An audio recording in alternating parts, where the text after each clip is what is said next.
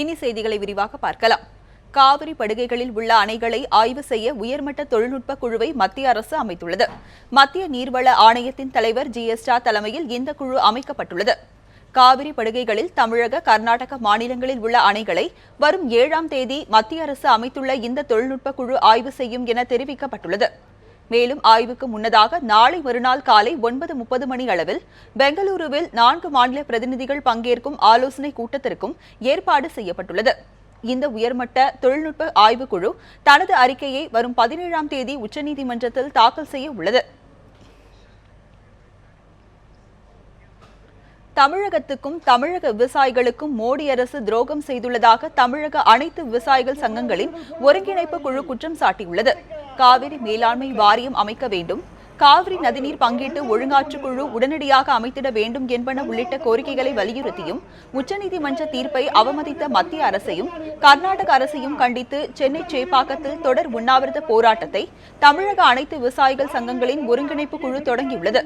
இதில் பங்கேற்ற ஒருங்கிணைப்பு குழு தலைவர் PR பாண்டியன், காவிரி விவகாரம் தொடர்பாக பிரதமர் மோடியை சந்திக்க சென்ற அதிமுக MPக்களை பார்க்க அனுமதி மறுத்தது ஜனநாயகத்துக்கு விரோதமானது என்று தெரிவித்தார். அரசியல் காரணங்களுக்காக ஒருதலைபட்சமாக மோடி செயல்படுவதாகவும் PR பாண்டியன் குற்றம் சாட்டினார். இன்றைக்கு பாராளுமன்றத்தினுடைய துணை சபாநாயகர் தம்பித்துரையே பிரதமரை சந்திப்பதற்கு பாராளுமன்ற உறுப்பினர்களோடு சென்றபோது அவர்களை சந்திக்க மறுத்திருப்பது இந்திய பாராளுமன்றத்திற்கு எதிரான நடவடிக்கை. இந்திய பாராளுமன்றத்தை அவமதித்திருக்கிறார். கிட்டத்தட்ட 120 கோடி மக்களுடைய பிரதிநிதித்துவத்தை பெற்றிருக்கிற இந்திய பாராளுமன்றத்துடைய துணை சபாநாயகர் இன்றைக்கு பார்க்க மறுத்திருப்பது இந்திய ஜனநாயகத்துக்கே விடுகிற சவாலாக அமைந்திருக்கிறது. பாசன வாய்க்கால்களுக்கு கடைமடை பகுதி வரை தண்ணீர் திறக்க கோரி திருச்சி பொதுப்பணித்துறை அலுவலகத்தை முற்றுகையிட்டு விவசாய சங்கத்தினர் ஆர்ப்பாட்டத்தில் ஈடுபட்டனர். மேட்டூர் அணையிலிருந்து செப்டம்பர் 20ஆம் தேதி காவிரி டெல்டா பாசனத்திற்கு தண்ணீர் திறக்கப்பட்டதை தொடர்ந்து கல்லணையிலிருந்து டெல்டா பாசனத்திற்காக தண்ணீர் திறந்துவிடப்பட்டது. ஆனால் கடைமடை பகுதிக்கு இன்னும் தண்ணீர் சென்று சேரவில்லை என்று கூறப்படுகிறது. இதனை சரி செய்திட வலியுறுத்தி தமிழ் மாநில காங்கிரஸ் விவசாய அணியினர் மற்றும் தமிழ்நாடு விவசாயிகள் சங்கத்தினர் திருச்சியில் உள்ள ஆற்று பாசன கோட்ட செயற்பொறியாளர் அலுவலகத்தை காய்ந்த பயிர்களோடு முற்றுகையிட்டு ஆர்ப்பாட்டத்தில் ஈடுபட்டனர். கடந்த 29ஆம் தேதி 17 கால்வாயிலும் திறக்கப்பட்ட தண்ணீர் இன்று வரை பாதி அளவு கூட தாண்டவில்லை. குறிப்பாக கட்டளைமேட்டு கால்வாய், விஜயகொண்டான் கால்வாயெல்லாம் பார்த்தீங்கன்னாக்கா ரொம்ப தண்ணி குறைவாக விட்டதன் காரணமாக இன்றைக்கி தண்ணி கடமர வரைக்கும் சேராதனால நாங்கள் எந்த பணியும் துவக்க முடியல, விவசாய பணிகளை தொடக்க முடியல. இதனால் கட்டளை கால்வாயெல்லாம் கடந்த காலத்தில் எப்படி புதுவாய்க்கால் விட்டு எடுத்தாங்களோ அது மாதிரி எடுத்து எங்களுக்கு கடமர வரைக்கும் கொடுக்கணும்னு சொல்லியிருக்கிறோம். அதிகாரிகளை பரிசீலனை செய்து இப்போ அறிவிப்பாக சொல்லியிருக்கிறாங்க.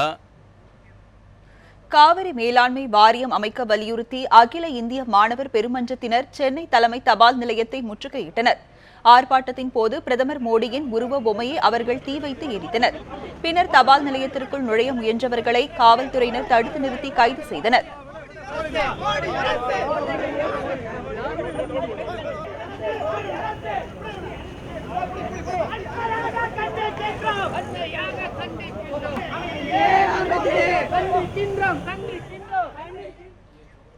காவிரி மேலாண்மை வாரியத்தை உடனடியாக அமைக்க வலியுறுத்தி திருச்சியில் தமிழ் தேசிய பேரியக்கம் மற்றும் தமிழக விவசாயிகள் சங்கத்தினர் ஆர்ப்பாட்டத்தில் ஈடுபட்டனர். மத்திய பேருந்து நிலையம் அருகே பெரியார் சிலை முன்பு நடைபெற்ற இப்போராட்டத்தில் மோடியின் உருவப்படத்தை எரித்த விவசாயிகள் கைது செய்யப்பட்டனர்.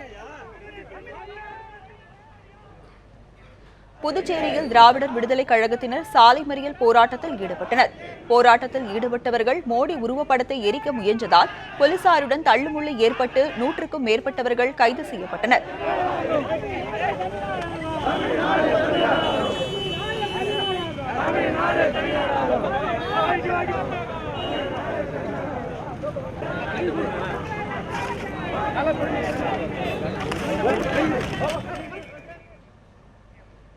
காவிரி மேலாண்மை வாரியத்தை சட்டப்பூர்வமாக அமைக்க வலியுறுத்தி வரும் 9 மற்றும் 10ஆம் தேதிகளில் தமிழக பாஜகவினர் டெல்லி செல்ல உள்ளதாக அக்கட்சியின் மூத்த தலைவர் இலகணேசன் தெரிவித்தார். நிச்சயமாக மேலாண்மை வாரியம் அமையும், முறையாக அமையும், சட்ட ரீதியாக அமையும். எந்த இடத்திலும் மத்திய அரசாங்கம் நாங்கள் மேலாண்மை வாரியத்திற்கு எதிர்ப்பு என்று சொல்லவே இல்லை. இன்னும் கூட தமிழகத்திலிருந்து நாங்கள் முக்கியமான ஒரு சில பேர் 9-10 தேதிகளில் டெல்லி செல்ல இருக்கிறோம்.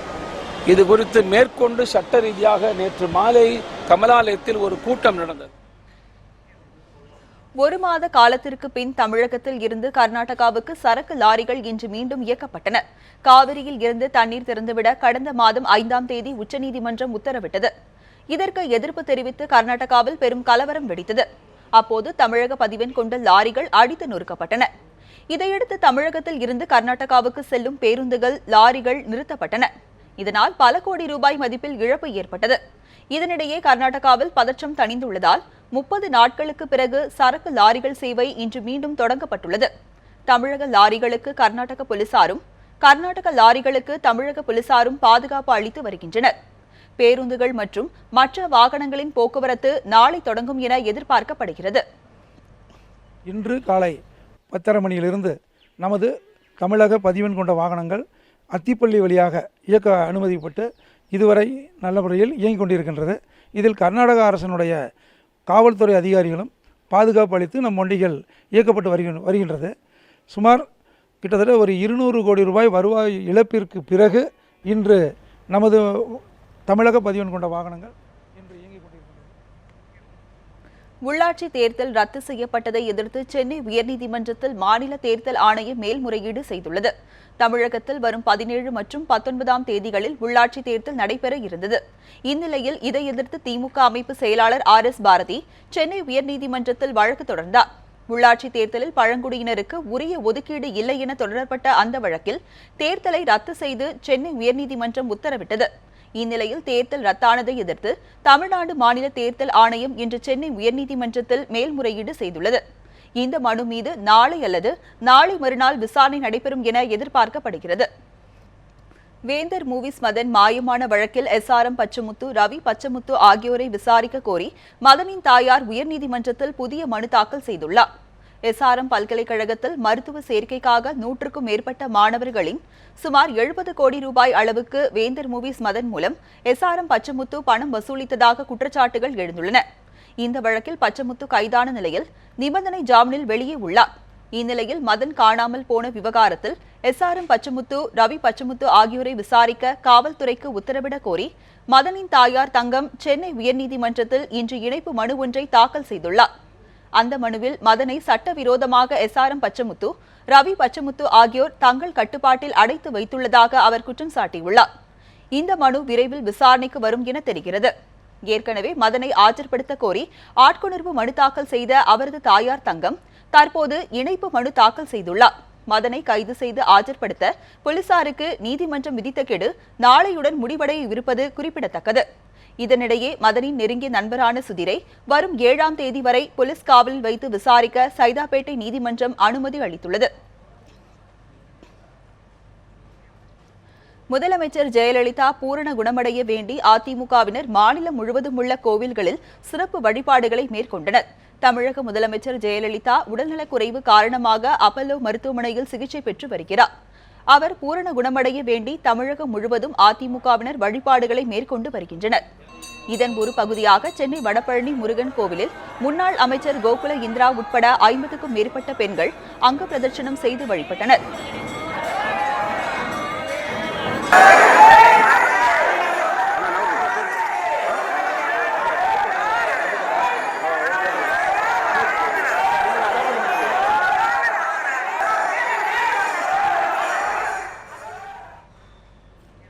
காஞ்சிபுரத்தில் உள்ள காளிகம்பாள் திருக்கோவிலில் மகாசண்டி யாகம் நடைபெற்றது.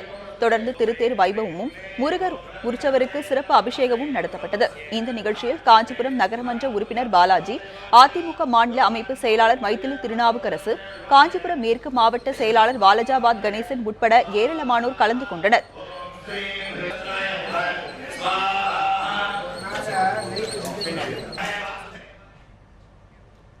திருவாரூர் மாவட்ட அதிமுக சார்பில் தமிழக முதல்வர் பூரண குணமடைய வேண்டி திருவாரூர் ஸ்ரீ கெஜ சம்ஹார மூர்த்தி கோவிலில் மகா அபிஷேகம் நடைபெற்றது. இந்த சிறப்பு பூஜைகளில் நகர ஒன்றிய செயலாளர்கள் மற்றும் 50க்கும் மேற்பட்டவர்கள் கலந்து கொண்டனர். புதுச்சேரி மணக்குள விநாயகர் கோவிலில் அதிமுகவினர் கஜ பூஜை உள்ளிட்ட சிறப்பு வழிபாடுகள் மேற்கொண்டனர். மேலும் அதிமுக சார்பில் அன்னதானம் வழங்கிய அவர்கள் முதல்வர் நலம் பெற வேண்டி 100 தேங்காய்களையும் உடைத்தனர். தமிழக முதல்வரின் உடல்நிலை குறித்து உண்மை நிலவரத்தை அமைச்சர்களோ தலைமை செயலாளரோ விளக்க வேண்டும் என திமுக பொருளாளர் மு க ஸ்டாலின் தெரிவித்துள்ளார். அவங்க யாரையும் சந்திக்கிறது இல்லை, அவங்க சந்திக்க முடியாத சூழ்நிலை தான் இருக்கிற மாதிரி செய்தி. அதனால் இப்போ அது அந்த முயற்சி ஈடுபட அவசியமே இல்லை. ஏற்கனவே தலைவர் கலைஞர் அவர்கள் மிக தெளிவாக ஒரு அறிக்கை வெளியிட்டிருக்கிறாரு. உண்மை நிலவரத்தை அந்த ஆட்சி பொறுப்பில் இருக்கக்கூடிய முதலமைச்சருக்கு அடுத்த இடத்தில் இருக்கக்கூடிய அமைச்சர்களோ அல்லது தலைமைச் செயலாளரோ இது சம்பந்தமாக முறையான அவருடைய உடல்நலம் குறித்து விளக்கம் சொல்ல வேண்டும். அப்படி விளக்கம் சொன்னால் நாட்டிலே பரவக்கூடிய வதந்திகளுக்கு ஒரு முற்றுப்புள்ளியாக இருக்கும் என்று பலமுறை எடுத்து சொல்லியிருக்கிறார்கள். ஆனால் இதுவரையில் அந்த நிலையை அவர்கள் இதுவரை எடுக்கவில்லை என்பதுதான் வேதனைக்குரியது. சென்னை அப்போலோ மருத்துவமனையில் சிகிச்சை பெற்று வரும் தமிழக முதல்வர் ஜெயலலிதாவை சந்தித்து தொல்லை கொடுக்க விரும்பவில்லை என்று காங்கிரஸ் மாநில தலைவர் திருநாவுக்கரசர் தெரிவித்துள்ளார். இந்த சூழ்நிலையில் நேரே சென்று அவர்களை சந்தித்து அவர்களுடைய உடல்நலம் குறித்து நேரே பேச அதற்கான சூழல் இல்லாத போது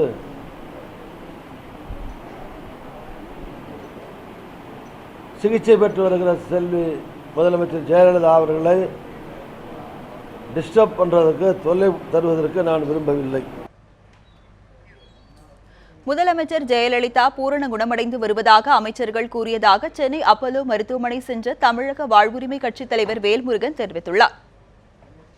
மூத்த அமைச்சர்கள் திரு எடப்பாடி பழனிசாமி, தங்கமணி, சுகாதாரத்துறை அமைச்சர் டாக்டர் விஜயபாஸ்கர் உள்ளிட்ட தலைவர்களை சந்தித்தோம். அமைச்சர் பெருமக்களை சந்தித்து மாண்புமிகு முதலமைச்சர் உடல்நிலையை குறித்து கேட்டறிந்தேன்.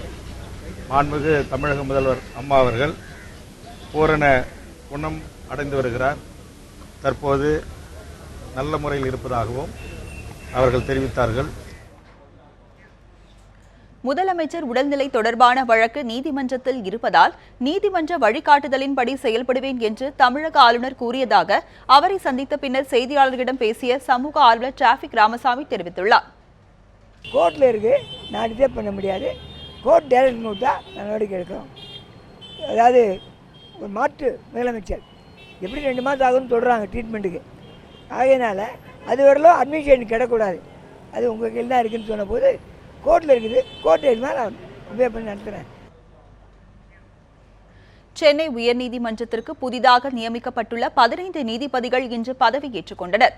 நீதிபதிகள் காலி இடங்களை நிரப்புவதற்காக அண்மையில் சென்னை உயர்நீதிமன்றம் 30 பேரின் பெயரை உச்சநீதிமன்றத்திற்கு அனுப்பி வைத்தது. இதில் 15 பேரை நீதிபதிகளாக நியமிக்க குடியரசுத் தலைவர் ஒப்புதல் அளித்தார்.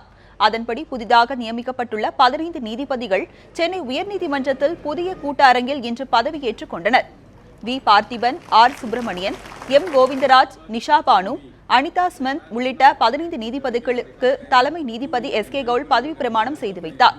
இதன் மூலம் சென்னை உயர்நீதிமன்ற நீதிபதிகளின் எண்ணிக்கை 54ஆக உயர்ந்துள்ளது.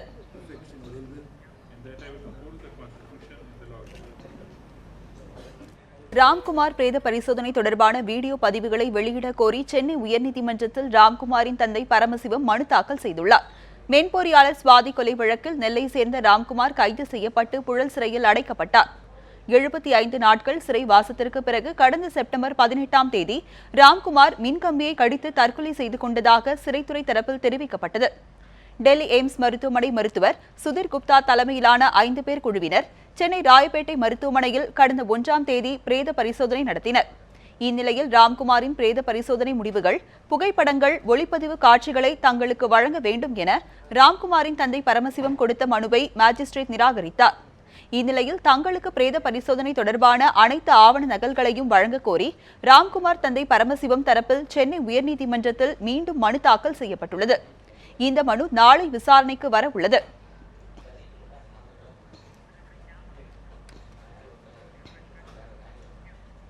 அரசே மதுவை விற்பதால் தமிழகத்தில் அதிக உயிரிழப்புகள் ஏற்படுவதாக பிரபல சமூக சேவகி மேதா பட்கர் வேதனை தெரிவித்துள்ளார். தேசிய அளவில் மதுவிலக்கு கோரி மது போதையற்ற இந்தியாவுக்கான இயக்கம், மது போதைகளுக்கான மக்கள் இயக்கம் மற்றும் மக்கள் இயக்கங்களின் தேசிய கூட்டமைப்பு சார்பில் அக்டோபர் 2 காந்தி ஜெயந்தி அன்று கன்னியாகுமரி காந்தி மண்டபத்தில் தேசிய வாகன பிரச்சாரம் தொடங்கியது. பிரபல சமூக சேவகர் மேதா பட்கர் தலைமையிலான இந்த பிரச்சார குழு இன்று சென்னை மெரினா வந்தடைந்தது. தொடர்ந்து அவர் செய்தியாளர்களிடம் பேசும்போது தமிழகத்தில் அரசே மதுவை விற்பதால் அதிக அளவில் உயிரிழப்புகள் ஏற்படுவதாக குற்றம் சாட்டினார். இதேபோல் குழந்தைகளின் கல்வியும் பெருமளவில் பாதிக்கப்படுவதாகவும் வேதனை தெரிவித்தார். உடல்நலம் பாதிக்கப்பட்டு சிகிச்சை பெற்று வரும் தமிழக முதல்வர் விரைவில் குணமடைய வேண்டும் எனவும் மேதா பட்கர் தனது வாழ்த்துக்களையும் கூறினார். மருத்துவ கழிவுகளை அனுமதி பெறாமல் விலைக்கு வாங்கிய தனியார் நிறுவனத்தின் மீது நடவடிக்கை எடுக்க தென்மண்டல பசுமை தீர்ப்பாயம் உத்தரவிட்டுள்ளது. மருத்துவமனையில் இருந்து வெளியேறும் திரவ கழிவுகளை சுற்றுச்சூழலுக்கு மாசு ஏற்படாத வகையில் அகற்றக் கோரி தென்மண்டல பசுமை தீர்ப்பாயத்தில் வழக்கு தொடரப்பட்டது. அதில் மருத்துவ கழிவுகளை மேலாண்மை செய்வதற்கு சென்னையில் 2 நிறுவனங்களுக்கு மட்டுமே அனுமதி வழங்கப்பட்டுள்ளதாகவும், ஆனால் அனுமதி இல்லாத நிறுவனங்களுக்கு மருத்துவ கழிவுகள் வழங்கி பல்வேறு மருத்துவமனைகள் பணம் சம்பாதித்து வருவதாகவும் மனுதாரர் தரப்பில் தெரிவிக்கப்பட்டது. இந்த வழக்கு நீதிபதி ஜோதிமணி அமர்வு முன்பாக விசாரணைக்கு வந்தது. அப்போது மாசு கட்டுப்பாட்டு வாரியம் தாக்கல் செய்த மனுவில் அனைத்து மருத்துவமனைகளும் கழிவுகளை வெளியேற்றுவது தொடர்பான விவரங்களை தங்களின் இணையதளத்தில் மாதம் ஒருமுறை பதிவு செய்ய அறிவுறுத்தப்பட்டுள்ளதாக தெரிவிக்கப்பட்டது. இதனை கேட்ட நீதிபதிகள் இந்த அறிவுரை செயல்படுத்தப்படுகிறதா என்பது குறித்து டிசம்பர் 12ஆம் தேதி அறிக்கை தாக்கல் செய்யுமாறு உத்தரவிட்டனர். மேலும் மருத்துவ கழிவுகளை அனுமதி பெறாமல் விலைக்கு வாங்கிய தனியார் நிறுவனத்தின் மீது நடவடிக்கை எடுக்க உத்தரவிட்டனர். தாம் தெரிவிக்காத தகவல்களை எல்லாம் தாம் கூறியதாக ஊடகங்களில் வெளியாவதாக முன்னாள் மத்திய அமைச்சர் அழகிரி குற்றம் சாட்டியுள்ளார். திமுக தலைவர் கருணாநிதியின் உறவினரான அமிர்தத்தின் பிறந்தநாள் விழா சென்னை தீநகரில் உள்ள தனியார் விடுதியில் நடைபெற்றது. இதில் கருணாநிதி, அன்பழகன், ஸ்டாலின் உள்ளிட்டோரும், தமிழக காங்கிரஸ் கமிட்டி தலைவர் திருநாவுக்கரசர், நடிகர் விஜயகுமார், இயக்குநர் விக்ரமன், முருகதாஸ் உள்ளிட்ட பலர் கலந்து கொண்டனர். இந்நிகழ்ச்சியில் கலந்து கொண்ட பின் செய்தியாளர்களிடம் பேசிய முன்னாள் மத்திய அமைச்சர் அழகிரி, தாம் தெரிவிக்காத கருத்துக்களை தாம் தெரிவித்ததாக ஊடகங்களில் தகவல்கள் வெளியிடப்படுவதாக கூறினார்.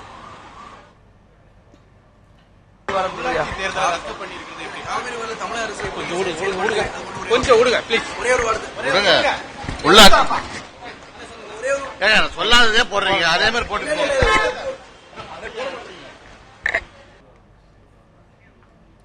பேரிடர் காலங்களில் பொதுமக்கள் தங்களது உயிரையும் உடைமைகளையும் காப்பாற்றிக் கொள்வது குறித்து தீயணைப்புத்துறை வீரர்களின் ஒத்திகை நிகழ்ச்சி மதுரையில் நடைபெற்றது.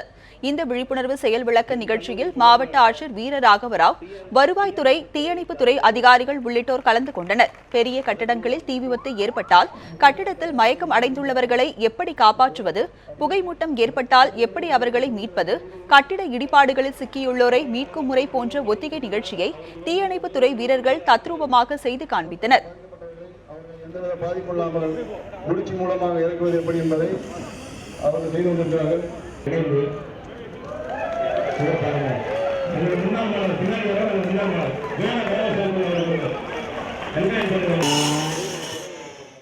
மாணவர்கள் தான் விரைவாக எதையுமே எடுத்துட்டு செய்வாங்க. ஸோ இளைஞர்கள் இந்த பெரிய பேரிடர் காலங்களில் அரசு துறை மட்டுமே முழுமையாக எல்லா இதையும் செஞ்சிட முடியாது. ஸோ பொதுமக்கள்கிட்ட இருந்தும் அவங்களுடைய ஒத்துழைப்பு, ஊக்குவிப்பு தேவைப்படுது. ஸோ அந்த ஒத்துழைப்பு இடர்பாடுகள் காலத்திலையோ விபத்து காலத்திலையோ அதிக அளவில் கொடுக்கறது மாணவர்களும் இளைஞர்களும் தான். ஸோ அவர்கள் மூலியமாக இதை எடுத்து செல்லலாங்கிறதுனால தான் முதல்ல இங்கே இந்த மதுரா காலேஜில் நடத்தியிருக்கோம். டிசாஸ்டரில் பாதிக்கப்பட்டவங்களுக்கு எப்படி ஃபஸ்ட் எய்ட் கொடுக்கணும்னு எங்களுக்கு சொல்லி கொடுத்தாங்க. இதுக்கு முன்னாடி நான் நிறையா பார்த்துருக்கேன். டிசாஸ்டர் ஜப்பானில் சுனாமி இதெல்லாம் பார்த்துருக்கேன். பட் அதில் எப்படி நம்ம அவங்கள காப்பாற்றணும்னு எனக்கு தெரியாது. பட் எங்களுக்கு இந்த காலேஜில் ஃபஸ்ட் எய்ட் கொடுக்குறத பற்றி சொல்லி தந்த வசி எனக்கு எப்படி பண்ணணும்னு தெரிஞ்சிச்சு. இதை நான் எல்லாத்துக்கும் சொல்லிக் கொடுப்பேன். திருவள்ளூர் அருகே ஓய்வு பெற்ற அரசு ஊழியர் வீட்டின் பூட்டை உடைத்து 80 சவரம் நகைகளை மர்ம நபர்கள் கொள்ளையடித்து சென்றனர். திருவள்ளூர் மாவட்டம் காட்டுப்பாக்கத்தில் வசித்து வரும் ஓய்வு பெற்ற அரசு ஊழியரான ராமமூர்த்தி உறவினர் வீட்டிற்கு சென்றுள்ளார். பின்னர் வீடு திரும்பிய போது வீட்டின் பூட்டு உடைக்கப்பட்டிருந்ததை கண்டு அதிர்ச்சி அடைந்தார். உள்ளே சென்று பார்த்தபோது பீரோவில் இருந்த 80 சவரம் நகை கொள்ளை போனது தெரிய வந்தது. இதையடுத்து ராமமூர்த்தி கொடுத்த புகாரின் பேரில் சம்பவ இடத்திற்கு வந்த போலீசார் வழக்கு பதிவு செய்து கொள்ளையர்களை தீவிரமாக தேடி வருகின்றனர். இத்துடன் 8 மணி செய்திகளின் இந்த பகுதி நிறைவு பெறுகிறது. அடுத்த பகுதியை மகேஷ் வழங்குவார். நன்றி ராஜலட்சுமி. ஒரு சிறிய இடைவேளைக்கு பிறகு 8 மணி செய்தியின் அடுத்த பகுதியை பார்க்கலாம். தொடர்ந்து இணைந்திருங்கள் நியூஸ் 7 தமிழ்.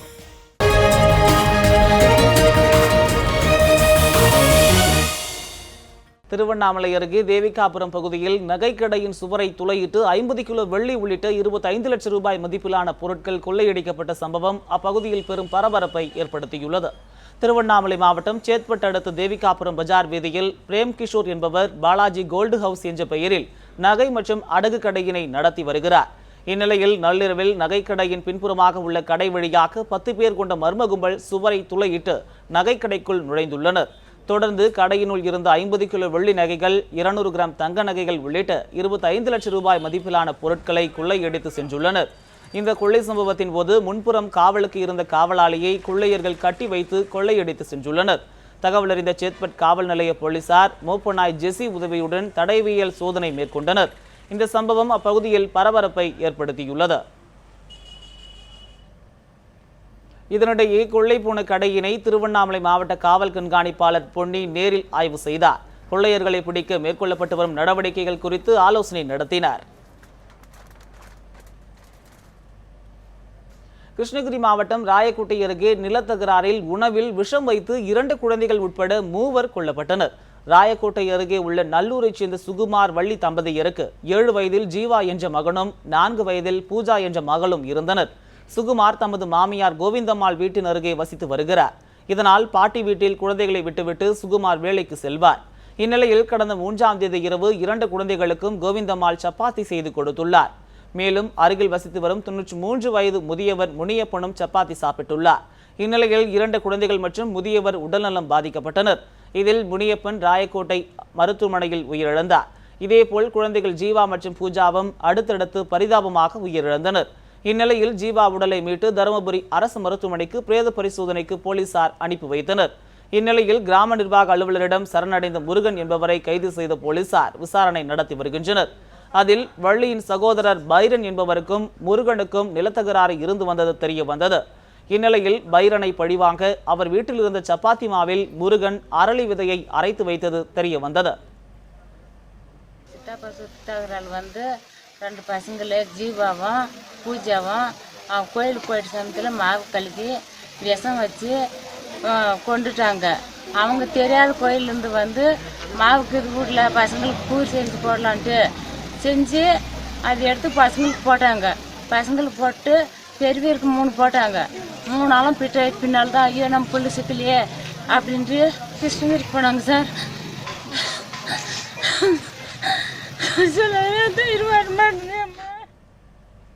தருமபுரியில் வழக்கறிஞர் போல் வேடமிட்டு தனியார் பள்ளி மாணவரை 3 பேர் கொண்ட கும்பல் கடத்தி சென்ற சம்பவம் பெரும் பரபரப்பை ஏற்படுத்தியுள்ளது. தருமபுரி மாவட்டம் பின்னாகரம் பகுதியைச் சேர்ந்த வழக்கறிஞர் ஐயப்பனுக்கும் சேலம் மாவட்டம் கொளத்தூர் காவிரிபுரம் பகுதியைச் சேர்ந்த ராஜேஷ் என்பவருக்கும் கோவில் திருப்பணிகளை நிர்வகிப்பதில் முன்விரோதம் நிலவி வந்துள்ளது. இந்நிலையில் தருமபுரி தனியார் பள்ளியில் படித்து வந்த ஐயப்பனின் 14 வயது மகனை நேற்று மாலை தந்தையின் நண்பர்கள் என கூறி வழக்கறிஞர்கள் வேடத்தில் வந்த 3 கடத்தி சென்று பிளேடால் கீறி துன்புறுத்தியதாக கூறப்படுகிறது. தொடர்ந்து மேட்டூர் அருகே அரசு பேருந்தில் மாணவரை கடத்தி செல்லும் போது அவர்களிடமிருந்து தப்பிய மாணவர் அப்பகுதி பொதுமக்கள் உதவியோடு தருமபுரிக்கு வந்து சேர்ந்துள்ளார். இதனையடுத்து மாணவருக்கு அரசு மருத்துவமனையில் சிகிச்சை அளிக்கப்பட்டு வருகிறது. இது தொடர்பாக மாணவனின் பெற்றோர் தருமபுரி காவல் நிலைய போலீசார் விசாரணை மேற்கொண்டு வருகின்றனர். போலீஸ்காரர் 2 பேரும் ஒருத்தர் 2 பேர் ஏற்றுக்கிறாங்க. நின்றுட்டு இருக்கும்போது போலீஸ்காரர் இருந்தனால அவங்க இவனை போட்டு அழுத்திட்டு வந்தவங்க டக்குன்னு கையை விட்டுட்டு இவங்க ஃபேஸை மறைக்கிறதுக்காக கம்பியில் சாஞ்சிருக்காங்க சார். அப்போ அந்த கேப்பில் டக்குன்னு பையன் வெளியில் வந்து கண்டக்டர் போய் நான் இந்த ஸ்டாப்பில் இறங்குறேங்கன்னு சொல்லிட்டு இறங்கியிருக்காங்க. இறங்கி ஓன்னு அழுதுருக்குறாங்க. யாரோ பக்கத்தில் அந்த கடைக்காரரை வந்து செக்யூர் பண்ணி எங்களுக்கு தகவல் சொல்லி நாங்கள் போய் பார்த்து அவனை ஹாஸ்பிட்டலில் சேர்த்து பார்த்தா தொடை கை முதுகு கால் இதெல்லாம் பயங்கரமான காயம் சார். அதுக்கு மோட்டிவ் தான் சார். போட்டு கோயில் பிரச்சனை சம்மந்தமாக அந்த நபர்கள் தான் வந்து ஆள் வச்சு என் பையனை அது மாதிரி சித்திரவதை பண்ணிக்கிறாங்க சார். சேலம் அரசு மருத்துவக் கல்லூரியில் மாணவர் சேர்க்கையை உயர்த்துவதற்காக இந்திய மருத்துவ கவுன்சில் அதிகாரிகள் இன்று சேலம் அரசு மருத்துவமனையில் ஆய்வு மேற்கொண்டனர். சேலம் அரசு மோகன் குமாரமங்கலம் மருத்துவக் கல்லூரியில் தற்பொழுது 75 மாணவர்கள் மட்டுமே ஆண்டுதோறும் சேர்க்கப்பட்டு வருகின்றனர். இதனை 100 இடங்களாக உயர்த்துமாறு கல்லூரி நிர்வாகம் 10 ஆண்டுகளாக கோரி வருகிறது. இந்த நிலையில் இந்திய மருத்துவ கவுன்சில் அதிகாரிகள் அசாம் மாநிலத்தைச் சேர்ந்த KC தாஸ், பீகார் மாநிலத்தைச் சேர்ந்த டாக்டர் சர்மா, கர்நாடக மாநிலத்தைச் சேர்ந்த நரசிம்மசாமி ஆகிய 3 பேராசிரியர்கள் கொண்ட மருத்துவ குழுவினர் இன்று சேலம் அரசு மோகன் குமாரமங்கலம் மருத்துவமனை மற்றும் மருத்துவக் கல்லூரியை ஆய்வு செய்தனர். பின்னர் மருத்துவர் சர்மா மருத்துவமனை வளாகத்தில் உள்ள மருத்துவ பிரிவு, அறுவை சிகிச்சை பிரிவு உள்ளிட்ட பல்வேறு சிகிச்சை பிரிவுகளை நேரில் பார்வையிட்டு மருத்துவர்களின் வசதி, செவிலியர்கள் மற்றும் ஊழியர்களின் எண்ணிக்கை மற்றும் படுக்கை வசதி குறித்தும் தனித்தனியே ஆய்வு செய்தார். நாளையும் நடைபெறும் இந்த ஆய்வின் அறிக்கை இந்திய மருத்துவ கவுன்சில் நிர்வாகத்திடம் சமர்ப்பிக்கப்பட உள்ளது. இவர்களின் அறிக்கையை பொறுத்தே இந்த வருடம் 100 இடங்கள் கிடைக்கும் என எதிர்பார்க்கப்படுகிறது. திருவண்ணாமலை மாவட்டம் செங்கம் அருகே தொடர் விபத்துகளை தடுக்க நடவடிக்கை எடுக்க கோரி பொதுமக்கள் போராட்டத்தில் ஈடுபட்டனர். செங்கம் அடுத்த மேல்பொழுதியூர் ஊராட்சியைச் சேர்ந்த சிவகாமி என்பவர் குடிநீர் எடுத்துக்கொண்டு தேசிய நெடுஞ்சாலையை கடந்துள்ளார். அப்போது பெங்களூரில் இருந்து திருக்கோவிலில் சென்று கொண்டிருந்த அரசு பேருந்து மோதியதில் சிவகாமி படுகாயமடைந்து உயிருக்கு ஆபத்தான நிலையில் செங்கம் அரசு மருத்துவமனையில் அனுமதிக்கப்பட்டுள்ளார். பின்னர் மேல் சிகிச்சைக்காக திருவண்ணாமலை அரசு மருத்துவக் கல்லூரி மருத்துவமனைக்கு சிவகாமி அனுப்பி வைக்கப்பட்டார். இந்நிலையில் தொடர் விபத்துகளை கண்டித்தும் குடிநீர் விநியோகம் செய்யாத ஊராட்சியை கண்டித்தும் திருவண்ணாமலை பெங்களூர் தேசிய நெடுஞ்சாலையில் பொதுமக்கள் சாலை மறியலில் ஈடுபட்டனர். தகவல் அறிந்து வந்த காவல்துறையினர் சாலை மறியலில் ஈடுபட்டவர்களிடம் சமரசம் பேசியதை அடுத்து கிராம மக்கள் கலைந்து சென்றனர்.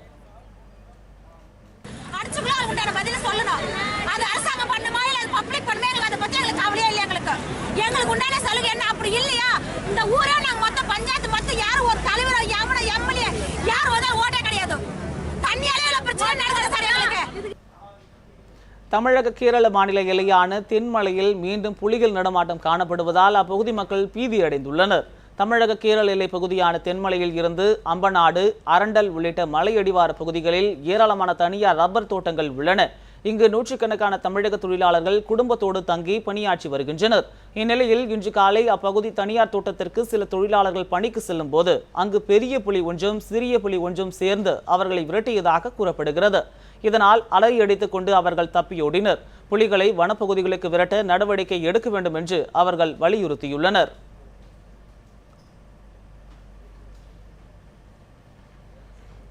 എസ്റ്റേറ്റിൽ താമസിക്കുക. ഞങ്ങൾ ഈ കയ്യാല ഫോറസ്റ്റോട് ചേർന്ന് ഞങ്ങൾ ജോലി ചെയ്യുന്നത്. ആ കയ്യാലയ്ക്ക് ഇപ്പുറം കയ്യാലയൊക്കെ ഇടിഞ്ഞു കിടക്കുക. നിങ്ങൾ ഒരു സോളാർ വെച്ച് വേലി കെട്ടിത്തരണം, അല്ലെങ്കിൽ പിന്നെയും ശല്യം ചെയ്യും. திருநெல்வேலி மாவட்டம் சங்கரன்கோவில் அருகே காதல் விவகாரத்தில் இளைஞர் ஒருவர் சாதி ஆணவ படுகொலை செய்யப்பட்டுள்ள சம்பவம் அப்பகுதியில் அதிர்ச்சியை ஏற்படுத்தியுள்ளது.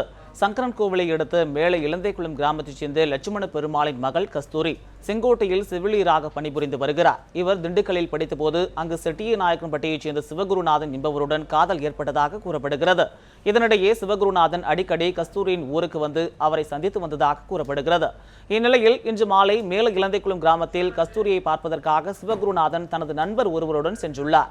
இதனை அறிந்த 3 பேர் கொண்ட கும்பல் சிவகுருநாதனை ஓட ஓட விரட்டியது. அவர் கும்பலிடமிருந்து தப்பி அங்குள்ள ஐயாவழி கோவிலுக்குள் புகுந்தபோது அவரை அந்த கும்பல் சரமாரியாக வெட்டியது. இதில் சிவகுருநாதன் சம்பவ இடத்திலேயே உயிரிழந்தார். இது சாதி ஆணவ கொலையா என்ற கோணத்தில் போலீசார் விசாரணை நடத்தி வருகின்றனர். செங்கல்பட்டில் மருத்துவ பூங்கா அமைக்க HLL என்ற நிறுவனத்திற்கு 330 ஏக்கர் நிலத்தை குத்தகைக்கு அளிக்க மத்திய அமைச்சரவை கூட்டத்தில் ஒப்புதல் அளிக்கப்பட்டுள்ளது. நாட்டின் பாதுகாப்பு உள்ளிட்ட பல்வேறு விஷயங்கள் பற்றி ஆலோசனை நடத்த மத்திய அமைச்சரவை கூட்டம் டெல்லியில் இன்று நடைபெற்றது. உள்துறை அமைச்சர் ராஜ்நாத் சிங், பாதுகாப்புத்துறை அமைச்சர் மனோகர் பாரிக்கர், வெளியுறவுத்துறை அமைச்சர் சுஷ்மா ஸ்வராஜ் உள்ளிட்ட அமைச்சர்கள் இதில் கலந்து கொண்டனர். இக்கூட்டத்தில் பாதுகாப்பு நடவடிக்கைகள் தொடர்பாக முக்கிய முடிவுகள் எடுக்கப்பட்டதாக தெரிகிறது. மேலும் தமிழகத்தின் செங்கல்பட்டில் மருத்துவ பூங்கா அமைக்க HLL என்ற நிறுவனத்திற்கு 330 ஏக்கர் நிலத்தை குத்தகைக்கு அளிக்க ஒப்புதல் அளிக்கப்பட்டது. இதேபோன்று HIV மற்றும் எய்ட்ஸ் தடுப்பு மசோதாவிற்கு மத்திய அமைச்சரவை ஒப்புதல் அளித்துள்ளது.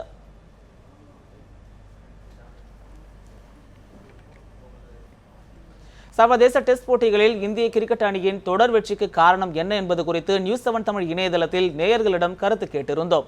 அதற்கு வீரர்களின் கூட்டு முயற்சி என 67.03% பேர் கருத்து தெரிவித்துள்ளனர்.